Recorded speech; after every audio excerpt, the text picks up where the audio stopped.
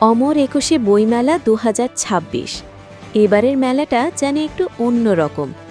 একদিকে বসন্তের ছোঁয়া, অন্যদিকে পবিত্র মাহে রমজানের সংযম। মেলার আঙিনা বরাবরের মতোই সেজেছে তার নিজস্ব রূপে।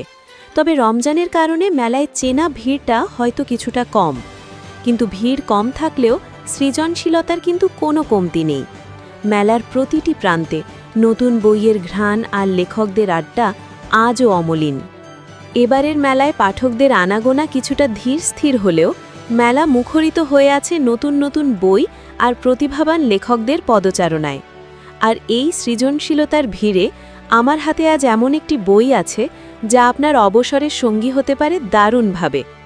বলছি কবি আব্দুল হাকিমের লেখা ছোট গল্প বইটির কথা।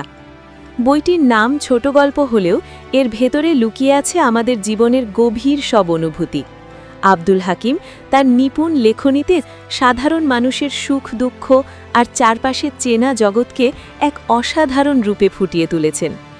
আমি ব্যক্তিগতভাবে বইটি পড়ে বলবো, এটি কেবল একটি গল্পের বই নয়, এটি যেন জীবনের একটি খণ্ডচিত্র।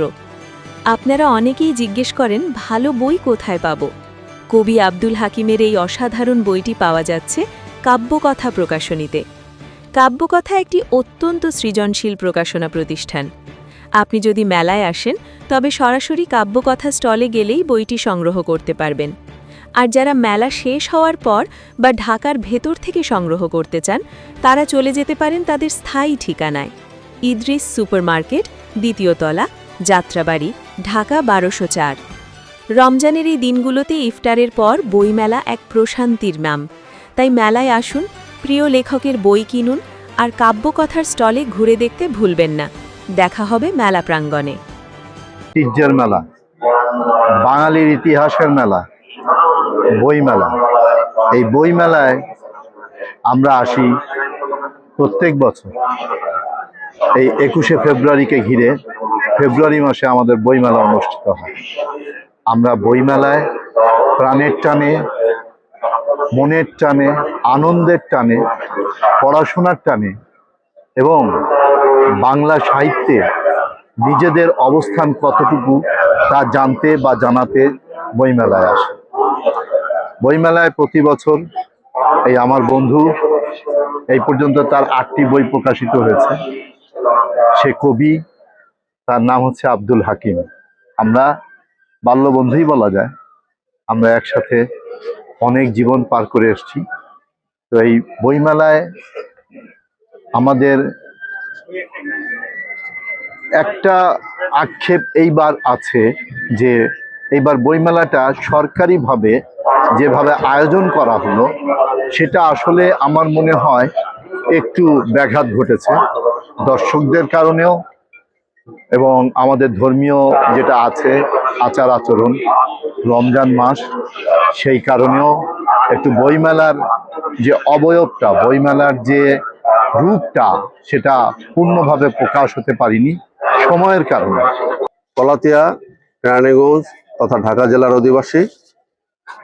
অনেকদিন যাবৎ বই লেখালেখিতে অভ্যস্ত। তো এই বইটি, এই বইমেলার ২০২৬ সালের এই বইমেলার এই বইটি আমার গল্পের বই। এটি একটি অষ্টম বই হিসাবে পরিচিত লাভ করেছে। তো গল্পে সাধারণত মানুষের জীবন, জগৎ সম্পর্ক, বিভিন্ন নিঃশ্বাসের উপর নির্ভর করে বিভিন্ন গল্প রচিত হয়েছে এই বইটিতে। তো আশা করি এই বইটি পাঠকের অনেক উপকারে আসবে। এই গল্প বই থেকে পাঠক উপকৃত হবেন, জ্ঞান অর্জন করতে পারবেন এবং শিক্ষা জীবনে কাজে লাগতে পারে। এই বইটি মূলত বিভিন্ন, যেমন মানুষের সম্পর্ক, শ্বাস নিঃশ্বাসের সম্পর্ক, জগৎ সম্পর্ক এবং সকল দিক থেকে যে বিরহ বেদনা সবকিছু নিয়েই মানুষের জীবনে একটা গল্পের সম্পৃক্ততা আছে। সেই দিক থেকে চিন্তা করে আমি এটা লিখেছি।